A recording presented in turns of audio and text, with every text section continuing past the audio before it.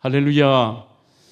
하나님께 소망을 두라, 그런 제목으로 함께 말씀을 나누고자 합니다. 미국에 제가 박사 학위를 했던 버지니아 린치버그에 있는 리버티 대학교의 행동건강의학과 교수로 계시는 여성학자인 린다 민틀이라고 하는 분이 계십니다. 그 린다 민틀이 쓴 책이 우리 국내에도 번역이 되었습니다만 바로 그리스도인들에게 중요한 문제인 걱정에 대한 시리즈로 걱정 없는 삶이라고 하는 책을 썼습니다. 이 책에 보면 린다 민틀 박사는 참으로 사람들에게 걱정과 근심을 내려놓는다는 게 쉽지가 않다는 것입니다. 그러면서 이분은 의학자로서, 과학자로서 또 자기가 사람들의 그 행동을 연구하면서 이러한 힘든 사람들, 걱정을 내려놓기 힘든 사람들의 유형이 있다라는 것입니다. 그 대표적인 4가지를 저 책에서 소개하는데, 첫 번째는 저도 좀 놀랐습니다만 사람에게 따라서 걱정 유전자가 있다는 것입니다. 걱정 유전자. 그러니 어떤 측면에서 유전자의 영향도 있다는 것이죠. 이것은 본인의 연구가 아니라 2007년 예일대학교 연구팀이 만성 걱정 불안 환자들에 관련된 그 유전자 변이를 찾아내는데 그 유전자 새롭게 찾아낸 걱정 유전자의 이름을 무엇이라 붙일까 고민을 하다가 그 붙인 이름이 overthinking입니다. overthinking. 즉 과도하게 생각하기 유전자. 과도하게 생각하는 것. 강박장애 진단을 받은 사람의 경우가 이러한 것들이 많이 나타난다고 합니다. 어떤 사실이 사실도 아니지만 그게 꼭 염려가 일어난 일도 아닌데 밤새도록 걱정하고 거기에 몰두하고 과도할 정도로 잠을 자지 못하면서 과도한 생각을 하는 이러한 부류가 걱정, 우울, 불안을 내려놓기가 힘든 유형입니다. 두 번째는 부정적인 경험입니다. 예를 든다면 9.11 테러가 끝이 난 다음에 미국인들이 비행기를 타기가 두렵습니다. 야, 혹시 이 비행기를 타서 그렇게 충돌해서 테러범들에 의해 죽지는 않을까? 무서운 일을 당하지 않을까? 그런 부정적인 이 미국 전체의 국민들이 가진 트라우마와 같은 이런 부정적인 경험이 한마디로 얘기하면 비행기를 탈 때마다 나타나더래요. 그 걱정이. 탈 때마다 어떤 일이 벌어지느냐? 한 사람 한 사람의 그 사람의 모습을 이렇게 살펴보고 혹시 저 사람이 테러범이 아닐까? 특히 중동 지역 사람의 얼굴을 하고 있는 사람을 보면 괜히 가슴이 덜렁 내려앉고 비행기가 도착할 때까지 그 사람의 행동에 계속 신경이 쓰이고 예의주시하는 것이죠. 이 걱정을 내려놓지 못하는 부정적 경험도 요인이 됩니다. 세 번째는 통제 불가능한 상황입니다. 자신의 통제를 벗어난 일상의 생활들입니다. 즉 어떤 일이 있었을 때 내가 어떻게 대처할 수 없는 일이 생기면 그냥 가슴이 무너지고 공포감이 찾아오는 것입니다. 길을 갈 때도 그렇습니다. 이 책에 나온 얘기가 저도 한 번은 겪어보았는데 오래전에 러시아의 블라디보스톡에 가서 그때 목사님들과 함께 블라디보스톡 시내에서 좀 멀리 떨어진 그 선교지를 가본다고 차를 몰고 직접 렌트한 차를 몰고 가는데 한참 한 1시간 정도 몰고 나가니까 내비게이션이 되지 않습니다. 또 좀 더 가다 보니까 전화기가 터지지 않습니다. 그런데 그 길을 옆에 보니까 풍경 자체도 눈이 와서 아무런 어디일까 건물이 있으면 그게 표준이 될 텐데 이것도 없고 환경은 계속이 되는데 한참 뒤에 보니 길을 잃어버린 것입니다. 길을 잃어버리면 내비게이션을 보고 찾아가야 되는데 내비게이션도 안 되고 어디 연락을 하려고 하니까 전화도 안 되고 사람들이 있으면 사람들에게 물어보면 되는데 그 물어볼 사람도 없는 것입니다. 그러니 갑작스럽게 걱정이 몰려오는 거죠. 야, 우리 여기서 계속 길을 헤매다가 지금 이미 1시간 뒤부터 터지지 않았고 우리가 2-3시간 이상이 왔는데 도저히 길을 모르겠어요. 야, 어디로 갈지도 모르겠고 또 이렇게 판단을 해서 가보면 그 길이 아니고 한참을 가니까 점점 멀어지는 것 같기도 하고 그런 상황인 것이죠. 주변의 어떤 것들도 내가 도움을 받을 것도 없고 상황이 바뀔 수 있는 환경이 하나도 없을 때에 그때 사람들은 걱정을 하게 되는 것입니다. 네 번째는 트라우마입니다. 외상이라고 하는데 어떤 일을 겪은 것을 자기가 충격을 받으면 그 충격이 굉장히 오래 가서 이것이 자기의 삶을 지배해버리는 겁니다.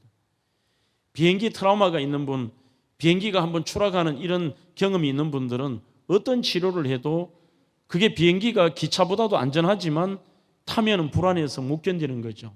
그 걱정 때문에 비행기가 꼭 떨어질 것 같고 자기 부모님이 유방암으로 돌아가셨습니다. 이 책에 그런 내용이 나오죠. 그러면 그 딸은 늘 불안한 것입니다. 우리 어머니가 유방암으로 돌아가셨으면 나에게도 그런 유전인자가 있지 않느냐. 늘 조심하는 것은 필요하겠지만 과도한 걱정을 통해서 그게 평생을 자기에게 자리 잡는다든지 이러한 경우를 통해 특히 내려놓지 못하는 힘든 사람들의 유형을 쓰고 있습니다. 하지만 여러분, 우리가 이 땅에 살아가는 사람들 중에 불안을 느끼지 않고 살아가는 사람이 있겠습니까? 저는 단 한 사람도 없다라고 생각합니다. 겉으로는 태어난 것 같아도 마음 한구석에는 이러한 저러한 이유로 불안을 느끼며 살아가고 있는 것이 인간의 모습일 것입니다. 또 어떤 이들은 밤낮 없이 불안과 그리고 자기의 마음속에 염려거리를 안으며 시달리면서 세상의 삶을 하루하루 살아가기도 합니다. 특히 그 중에서도 더 많은 걱정거리가 무엇이냐 하면 우리는 미래를 알 수 없다는 특징을 가지고 있습니다. 내일 일을 알 수가 없는 것이 인생이기 때문에 시간을 뛰어넘어 내일을 볼 수 없기에 모두가 불안과 염려와 근심과 낙심 속에 살아가는 것이 어떤 의미에서 당연할지도 모르겠습니다. 최근에 제가 통계를 하나 보았는데 한국 사회 불안감 조사라고 하는 그 신문의 조사에 우리 한국 사람들에게 당신은 불안을 느끼느냐라고 조사를 하니 무려 73%가 나는 불안을 느낀다라고 대답을 했습니다. 그 중에서 또한 나머지 20%는 나는 조금 느낀다라고 그렇게 말을 했습니다. 그렇다면 오늘 이 땅에서 대한민국 사람들 중에 무려 93%가 불안을 느끼며 살아가는 것입니다. 하지만 그런 통계 가운데서도 안타까운 것은 이 통계 속에는 그리스도인도 포함이 되어 있다고 하는 사실입니다. 케르케고르라는 철학자는 사람은 불안이라는 열차를 타고 절망이라는 터널을 지나서 죽음이라는 종착역에 도착하는 존재이다. 이렇게 쓰고 있습니다. 하지만 저는 이 설교의 내용이 사회 현상을 소개하고 지금의 우리 상태를 소개하려고 설교하는 것은 아닙니다. 역시 이 말씀으로 통하여 우리 그리스도인들에게는 이러한 통계나 내용과 그리고 삶의 대처나 우리의 마음가짐이 우리의 지금의 상태가 이들과는 달라야 되는 것이고 그게 정상인 것입니다. 우리는 이들과 똑같다면 그것을 우리는 진짜라고 얘기할 수는 없는 것입니다. 제가 조금 전에 소개한 린타 민틀 박사는 이렇게 말합니다. 자신이 약하거나 무력하거나 통제하지 못한다 느껴져 걱정하는 상황이 있다면 당신이 진짜 그리스도인이라면 하나님께 소망을 두고 그 상황을 놓고 기도하십시오. 그 상황에 그분에게 진리를 선포하십시오. 그러면서 아주 구체적인 얘기도 합니다. 린타 민틀이 그러면서 우리 그리스도인들은 시편 23편을 묵상하고 그것을 암송하십시오. 이렇게 말하고 있습니다. 그 내용 속에 결국은 당신에게 이러한 증상이 나타난다는 것은 하나님이 어떤 분이시고 하나님이 당신에게 어떤 존재인가라는 것을 잊어버리지 않았느냐. 그것 깨닫고 지금의 모습에서 빨리 돌이키라는 이 내용을 설명하고 있습니다.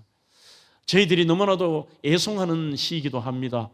여러분들이 다 잘 아시겠지만 이런 배경 속에 저희들도 한번 시편 23편을 암송을 같이 보고 읽으시고 설교를 계속 진행하도록 하겠습니다. 우리 함께 볼까요?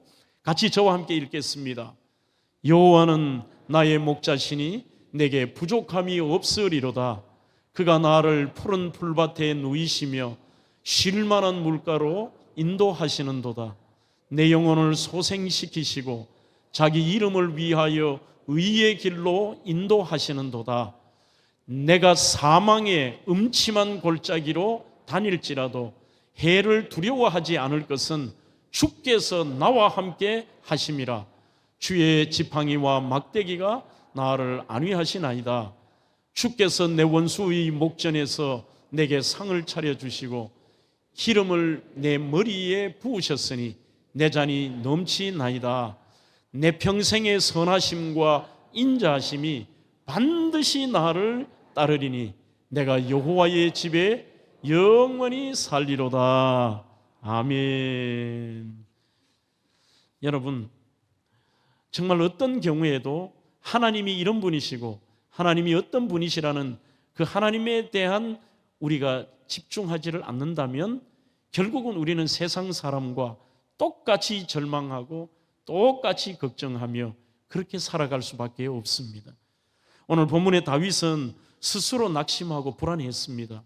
이러한 용맹한 장수였던 다윗도 정말 극한 상황이 되니까 불안해지고 낙심하고 우울해지는데 갑자기 깨달아지는 겁니다. 그러면서 그러한 자신의 상황을 극복한 것이 바로 이 시편 42편입니다. 시편 42편은 고라자손의 맞쓰길이라고 되어 있습니다. 이 맞쓰길이라는 말은 교훈이라는 뜻입니다. 교훈시.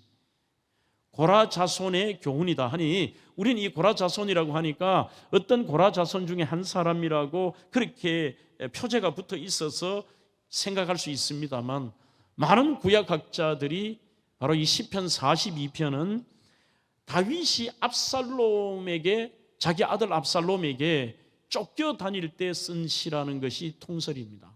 그러니 이 시는 고라 자손에게 자기가 나중에 이 문제가 해결이 되고 그 자기가 그때 겪었던 써놓았던 시를 고라 자손에게 주어서 고라 자손은 원래 찬양을 목적으로 세운 지파입니다. 그들에게 이것을 가지고 찬양을 해라는 겁니다. 그러니 당연히 다윗의 시이죠. 여러분, 배경은 이렇습니다. 참 다윗이 어렵고 힘들 때마다 하나님께 의지하고 부르짖으며 고난에 그 산들을 넘어서 이제 드디어 이스라엘의 황제도 되고 참 삶도 평안해지고 문제가 없어 보이는데 결국은 자기가 그 씨앗을 뿌린 것입니다. 수많은 여자들을 자기가 취함으로 거기에 있는 자녀들끼리의 문제가 생겼고 나중에 그 자녀 중에 가장 탁월했던 아들 압살롬이 그가 황제가 될 수 없음을 알고 늘 불만이 있는데 여기에서 이 압살롬을 계속해서 이렇게 부추기는 그러한 나쁜 친구들이 있었습니다. 이런 상황 속에 압살롬이 결국은 이기지를 못하고 반역을 꾀하죠. 반역을 꾀하면서 아버지를 죽이겠다고 달려들고 부모의 마음이 어떠했겠습니까? 여기 하나 더 나가는 것은 평생을 자기와 함께 했던 믿음의 동력자라고 하고 전쟁터에서 자기와 함께 생명을 걸고 싸웠던 전우들과 부하들이 돌아서서 아들 편이 되고 아버지를 죽이고 자기의 주군을 죽이려고 쫓아오는 상황. 얼마나 급했으면 성경에 보면 맨발로 다윗이 도망을 갑니다. 도망을 가는 상황에서 그것도 그 모습을 보면서 많은 사람들이 다윗을 비난하는데 비난 정도가 아닙니다. 빈정거리고 모욕을 주는데 그 모욕을 준 내용이 오늘 10절 12절 뒷부분에 나오죠. 이렇게 얘기합니다. 야, 너 하나님 어디 있어? 다윗 너 하나님 있나? 너 보니까 무슨 뭐 그동안 너가 뭐 하나님이 어떻고 하나님이 이기게 하셨다 그러는데 너 하나님이 있냐? 비참하게 아들한테 절에 쫓겨가고 황제라는 게 저게 뭐야? 심의도 많은 사람들이 그에게 은혜를 받았던 사람들도 욕하고 비난하고 하나님을 저주하고 죽으라 그러고 이제는 다윗의 인생은 끝났다 그러고 이렇게 나가는 거예요. 그런 상황에서 자기가 오늘 9절 10절에도 보면 오늘 제가 시간 관계상 5절까지 읽었습니다만 집에 가셔서 뒷부분 전체를 읽으시면 이러한 내용들이 다 언급이 됩니다. 9절에 원수의 압제로 말미암아 슬프게 다녔다고 되어 있습니다. 그러니 뭐 어떻게 될지도 모르는데 비난까지 하고 하니까 어깨가 처지고 부끄럽기도 하고, 그것도 아들이 자기를 반역하고 죽이려고 하는데요. 가장 아끼는 잘생기고 능력 있고 탁월한 아들인데, 여기에 10절에는 뼈를 찌르는 칼같이 대적이 비방했다고 되어 있습니다. 그것도 하나님을 얘기하면서 너 하나님이 어디 있느냐? 참으로 많은 불안 요소들이 있었습니다. 자신이 저지른 죄로 내가 혹시 하나님께 버림받지 않았냐고 하는 비참해지고 내용들이, 그러면 그런 오해를 하거든요. 하나님께 버림받았나? 언제 죽을지 모르는 생명의 위협이 있습니다. 사람들의 심각한 조롱과 멸시가 있습니다. 그리고 이 고통이 언제 끝날지도 모릅니다. 미래를 알 수가 없습니다. 그러나 그는 이러한 상황 속에서도 하나님으로 인하여 모든 불안을 극복하고 오히려 어떻게 하느냐? 내 하나님을 찬양하리로다라고 결론을 내리고 있습니다. 가능한 얘기가 아니죠. 시편 42편 5절에 이것은 여러분 남들에게 들으라고 하는 시가 아닙니다. 여기 보면 전부 1인칭입니다. 자기에게 얘기합니다. 내 영혼아, 자꾸 다짐하고 자기에게 얘기하는 것이죠. 내 영혼아, 다윗아, 어찌하여 낙심하며 어찌하여 내 속에 불안해하지? 너는 하나님께 소망을 두라. 그가 나타나 도우심으로 말미암아 내가 여전히 찬송하리로다. 이렇게 말하고 있습니다. 다윗아, 오늘 설교의 제목이 여기서 나옵니다. 그것이 앞부분에도 나옵니다만 뒷부분에 또 한 번 더 나옵니다. 너는 핵심이 이것입니다. 네가 불안해하고 너가 낙심하고 너가 우울한 이유가 뭐냐? 하나님께 소망을 두지 않았기 때문이다. 내가 하나님께 소망을 두는 한 오히려 그분을 찬양하고 내가 불안해할 필요가 없다. 그렇게 고백하고 있는 것입니다. 가장 먼저 생각할 것은, 불안과 우울한 것을 극복하는 것은 우리가 이 방법이 하나님께 소망을 둔다는 것인데, 그것은 하나님을 내 하나님, 내 아버지로 믿고 그분을 우리가 부르는 것입니다. 그분께 집중하는 것입니다. 1절에 하나님이여 사슴이 시냇물을 찾기에 갈급함같이 내 영혼이 주를 찾기에 갈급하다고 되어 있습니다. 갈급하다, 이게 그 자체에 대해서 집중하고, 헬라어로 아파카라도기안처럼 내가 그것을 사모하고 여기에 내 모든 것을 거기에 포인트를 맞춘다는 것입니다. 2절에 내 영혼이 하나님 곧 살아계신 하나님을 갈망한다, 이 간절히 바란다는 것이지 않습니까? 지금부터 나 하나님께 집중할래요. 6절에 내 하나님이여 내 영혼이 내 속에서 낙심이 됨으로 주를 기억한다고 되어 있습니다. 11절에 내 하나님을 여전히 찬송하리라고 되어 있습니다. J.A. 모티어라는 분은 그의 책에서 다윗은 절망과 불안 속에 있을 때 일부러 하나님에 대한 기억에 집중했다. 개인적인 신앙을 유지하고자 했다. 의도적으로 여러분 더욱더 환경, 지금의 상황, 들려오는 소리, 내용, 여기에 집중하니까 미쳐버릴 것 같은 거예요. 전부 다 남들이 다 자기 시무이처럼 비난하는 것처럼 보이고, 전부 다 자기를 죽이는 것처럼 보이고요. 아니거든요. 그러니 다윗이 지금 내가 이 불안과 우울과 낙심 속에서 방법이 뭐냐? 내가 하나님께 두는 것, 그분께 소망을 두므로 그분께 집중하자. 주를 기억한다고 합니다. 다윗은 고통을 당하면서도 아버지, 그 하나님이 어떤 분이시고 그 하나님이 나에게 어떤 분이신가를 고백하고 거기에 집중합니다. 여러분 시편 42편에 보시면 시편 18편도 그렇고, 이 18편은 다윗이 이런 부제가 있습니다. 모든 환난이 떠나간 다음에 하나님을 찬양했던 내용이고, 오늘은 제일 그의 고난이 극심했을 때에 나오는 고백입니다. 제일 많이 한 단어가 내입니다.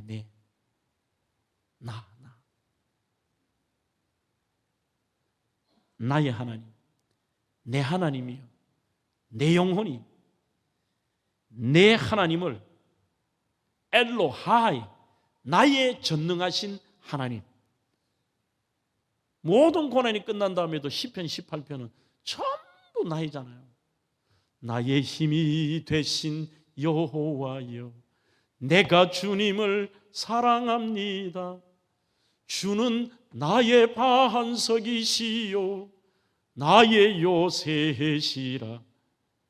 주는 나의 피할 바위가 되시고, 주님은 나의 요새뿐만이 아니라 그 하나님이 나를 지키시고 보호하십니다. 나의 하나님, 나의 하나님, 그는 나의 여호와 엘로하이, 나의 전능하신 하나님, 나의 구세주, 전부 나의 하나님, 여기에 집중하는 것이죠. 로마서 8장에 보면 우리 마음에 계신 성령께서 우리로 하여금 항상 하나님을 아바, 아버지라 부른다는 것은 그 하나님이 나의 아버지다, 그 하나님이 나의 하나님이다, 여기에 집중하는 겁니다. 아버지가 있는 한은 불안해할 필요가 없습니다. 아버지가 나의 하나님, 그분이 나의 곁에 계시는 한, 이게 믿어지는 한, 거기에 집중하는 한 절망하지 않습니다. 오래전에 시리아 내전이 있을 때에 그 내전의 사진을 보고 제가 한참 본 적이 있습니다. 오늘 여러분들에게 보여준 것은 그것을 확대한 것인데, 지금 이것이 전체 배경은 어떠냐면 완전히 폭탄에 폐허된 마을, 또 언제 폭탄이 떨어질지도 모르고 언제 죽을지도 모르고 진짜 비참한 상황인데, 이 아이들의 표정을 한번 보세요. 트라우마가 있습니까? 이 아이들이 무슨 내일에 내가 또 폭탄 맞아 죽을 것이 아니냐는 공포감이 있습니까? 아무것도 없잖아요.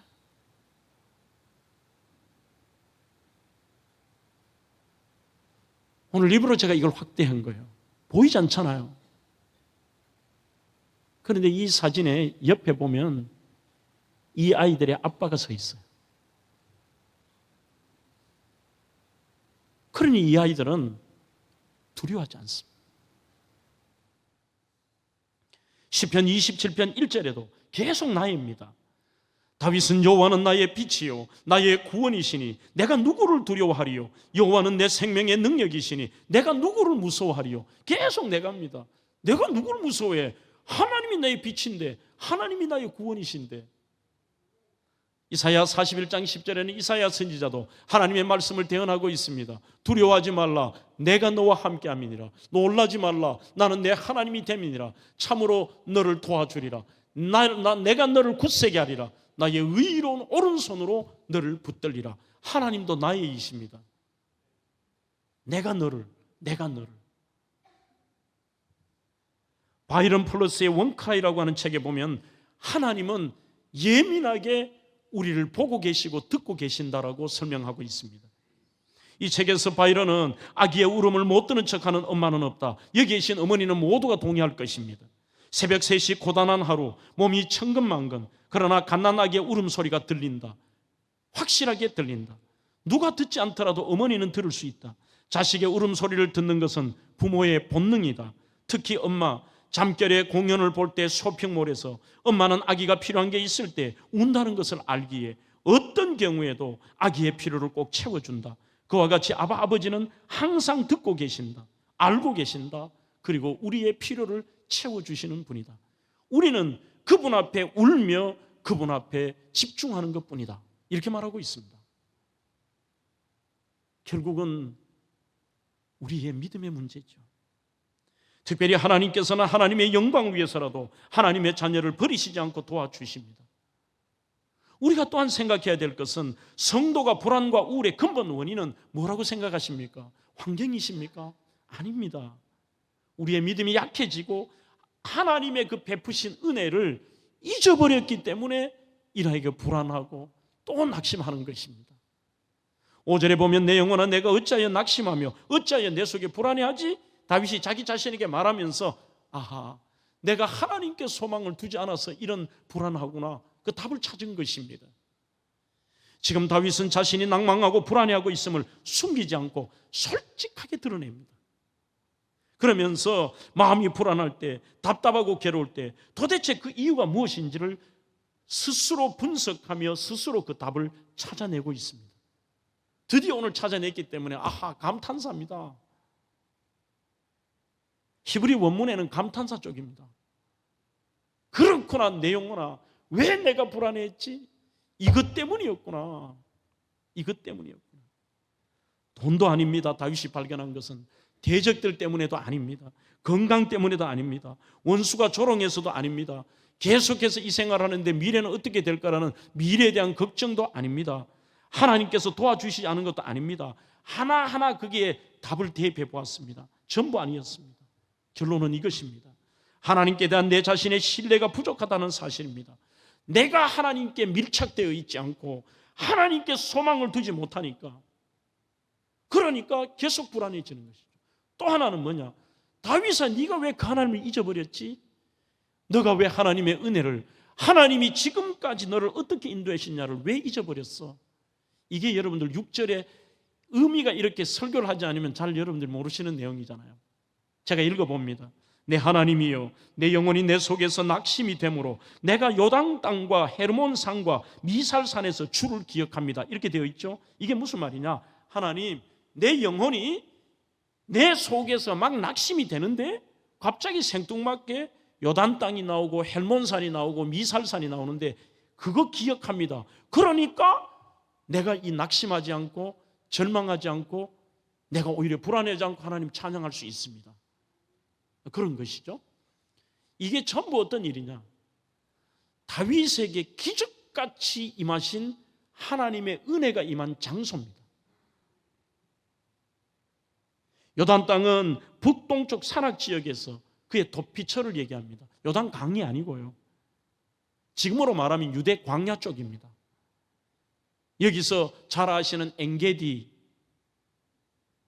수많은 그곳에서 사울을 피해가지고 죽음의 위기가 한두 번이 아니었습니다.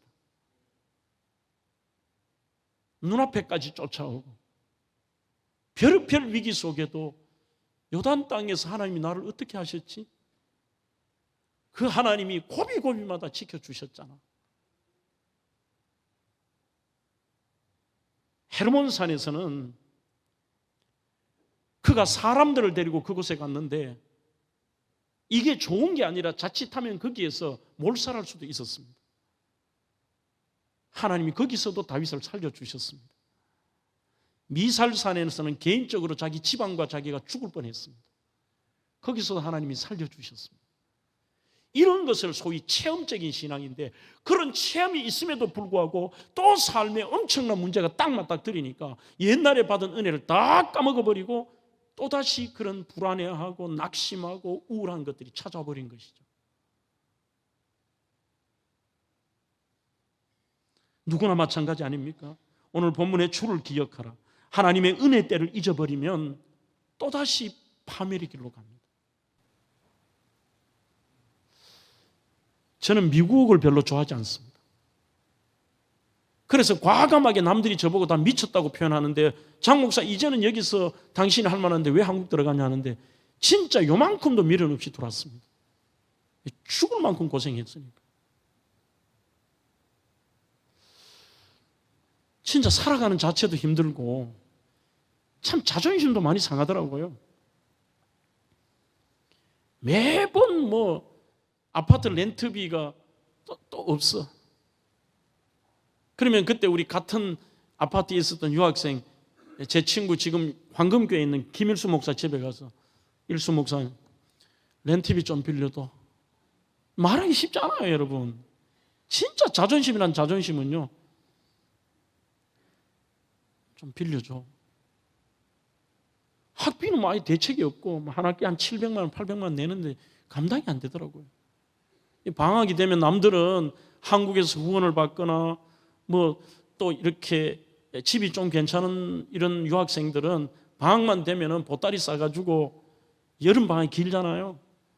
그러면 뭐 미국 일주도 하고 어디 좋은 데 간다 그러고 막 이러지만, 저는 방학 되면은 이렇게 그 집사람 아침에 그것도 아까워서 이렇게 도시락 이런 걸 싸주면 가지고 자전거를 차 뒤에 묶는 거기 이 패킹 작업을 한 데가 있어요. 이 화학약품 가지고 고무 패킹을 꼽는 건데, 이걸 하니까 하루 종일 하고 나면 이 손이 얼마나 쓰린지, 장갑을 끼면 업무 능력이 안 되니까 벗고 하잖아요. 그렇게 쓰려요. 저도 지금도 여기 두 번째, 세 번째 보면 지문이 없어. 그때 아마 녹았던 것 같아요. 막 그런 것들 그 고비 그런 거 있지 않습니까? 그죠? 그런데 결론은 뭐예요? 진짜 가난한 유학생 돈 하나 없었지만 어쨌든 성적은 묻지 마세요. 성적은 하여튼 안 좋아요. 그런데 졸업하면 되는 거 아니에요? 하여튼 졸업했어요.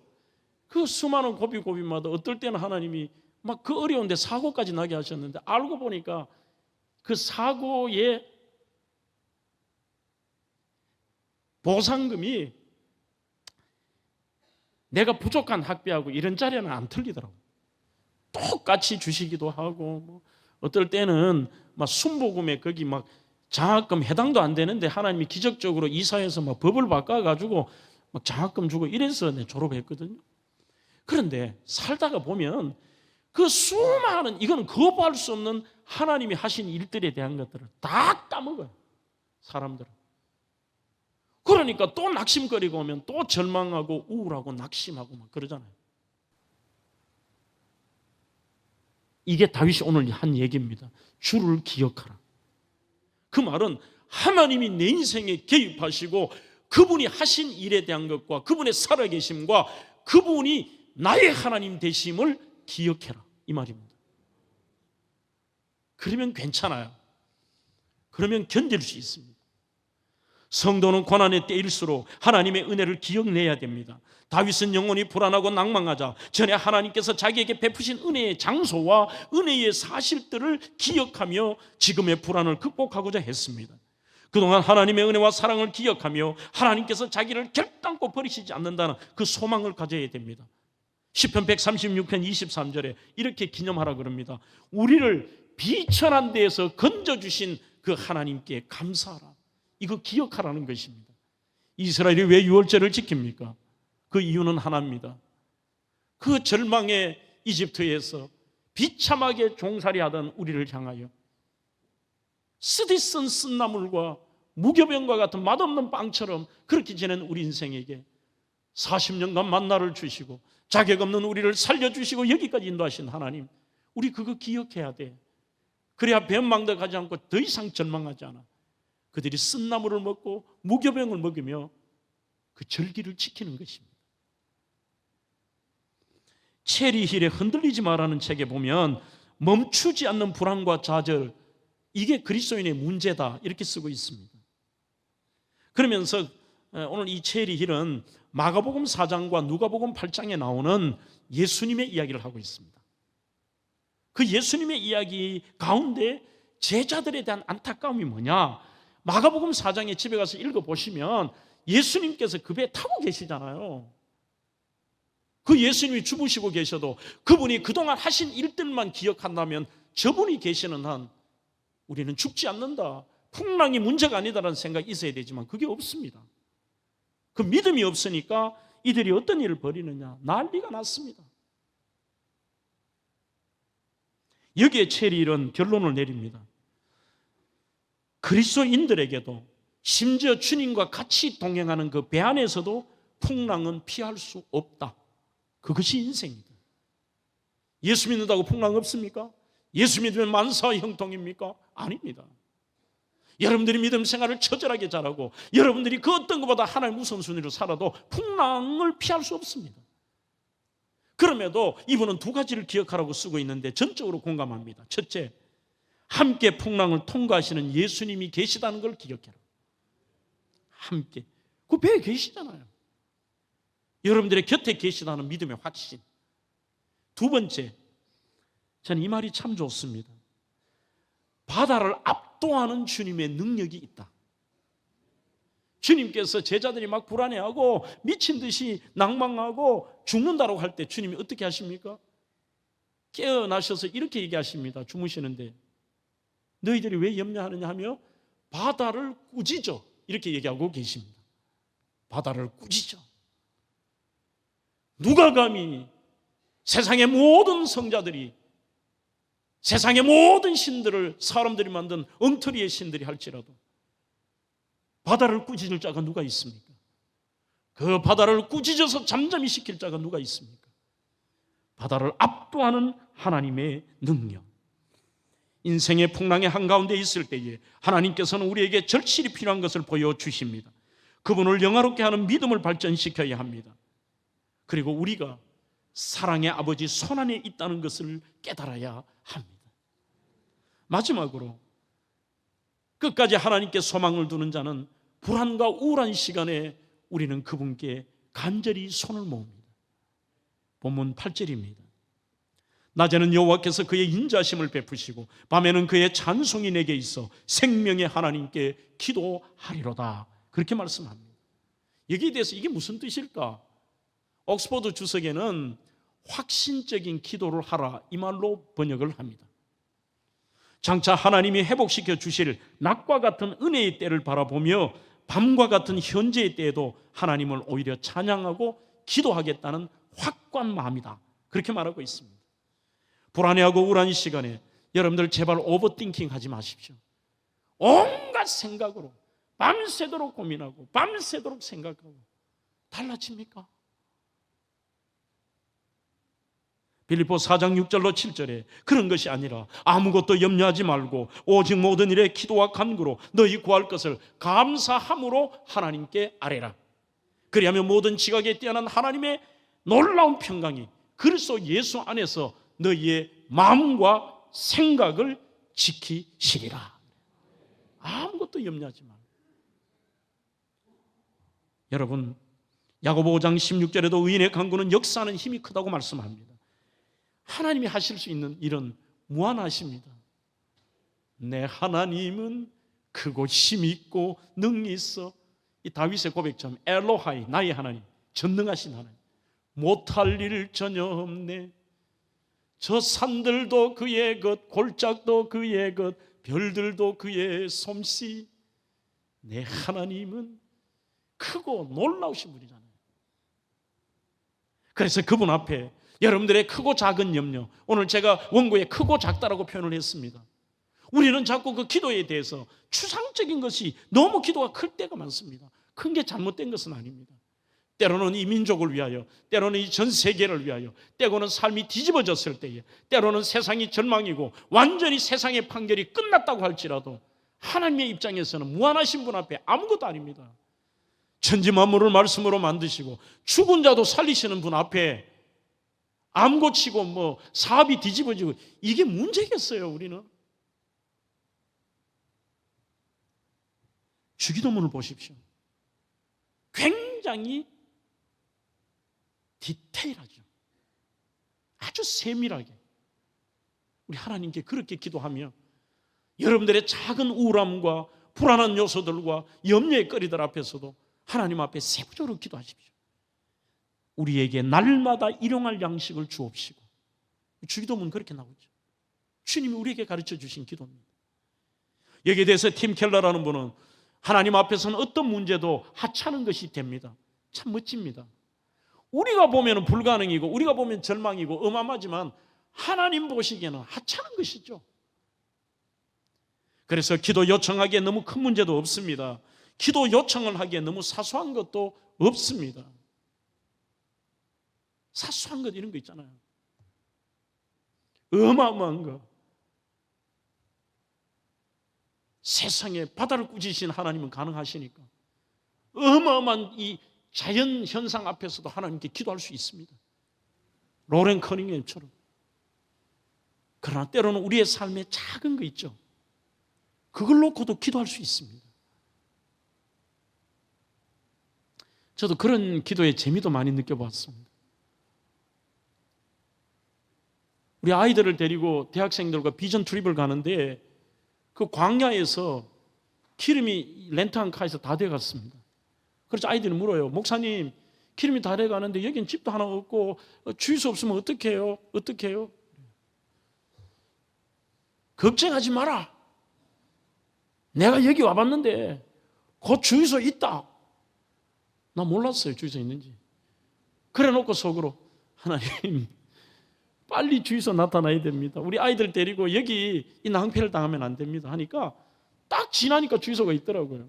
거긴 주유소 있을 때가 아닌데. 심지어 더 유치한 거는 저는 미용실을 놓고도 기도해 봤어요. 너무 멀리 늘 저쪽에 우리 대명동에 있던 아저씨에게 머리 깎다가 여기 오니까 깎을 데가 없고, 우리 성도들 미용사들은 목사님 나는 불안해서 못 깎겠다 하고, 그래서 동네 근처에 끊어야 되는데 기도했어요. 하나님, 우리 성도들 놀림감 안 되도록 제 머리 스타일에 맞는데 잘 깎는 분 좀 이렇게 미용실 발소 좀 하나님 그쪽에 들어가게 해주세요. 그래 들어갔는데 저쪽하고 별 차이 없는 것 같아요. 오늘 제가 유치한 얘기 같지만 여러분들의 기도를 설명하는 겁니다. 어마어마한 상상할 수 없는 세상의 절망의 순간에 그 어마어마한 것들도 여러분들 구체적으로 하나님께 그분이 어떤 분이신가를, 그게 오늘 설교의 핵심입니다. 그분이 나의 하나님이시라면 포기하지 말고 기도하십시오. 그리고 우리의 삶의 일상생활 속에도 그분이 나의 하나님이시기 때문에 작은 것도 기도해 보시라는 거예요. 염려로 오버띵킹 하지 말고요. 하나님은 우리가 이해할 수 없는 방법으로 우리의 필요를 채워주십니다. 만나는 유통기한이 24시간입니다. 우리가 매일 늘 하나님의 도우심을 바라고 살라는 것이 톤 아르톤 헤몬, 일용할 우리들의 양식이라는 뜻이 되는 것입니다. 저희들이 구체적으로 그분 앞에 기도할 때에 우리의 염려와 근심거리 가운데 하나님은 여러분들의 육체의 필요도 채워주십니다. 영적인 필요도 채워주십니다. 하나님은 우리의 거룩한 보호막이 되어주시고 지켜주십니다. 말씀을 맺겠습니다. 팀 켈러 목사는 가짜 그리스도인이 대답할 수 없는 3가지 질문이 있대요. 오늘 그 질문을 여러분들에게도 던져보겠습니다. 이 질문에 여러분들이 예라고 답을 해야 진짜입니다. 첫째, 당신의 삶을 통해 하나님이 드러나고 계신가? 내 삶 속에 하나님이 작동되냐 그 말입니다. 믿음으로 그분이 하시는 걸 체험하고 그런 거 있죠. 두 번째, 하나님의 사랑이 얼마나 선명하게 느껴지고 확신하는 것. 하나님 나 사랑해. 그 확신이 있고 그 확신으로 절망하지 않아요. 마지막 3번째, 하나님의 주시는 기쁨으로 행복한 시간을 보내고 있는가? 염려와 불안, 낙심, 걱정거리, 이게 아니라 그것은 하나님이 주시는 것은 아닙니다. 우리는 그분께 맡기고 오직 감사함으로 그분을 기억해야 됩니다. 그분이 나에게 베푸신 은혜.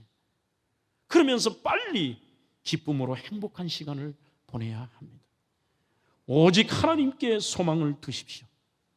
그래야 이 3가지 질문에 자신 있게 예라고 답할 수 있는 저와 우리 성도들이 되시기를 주의 이름으로 축원합니다.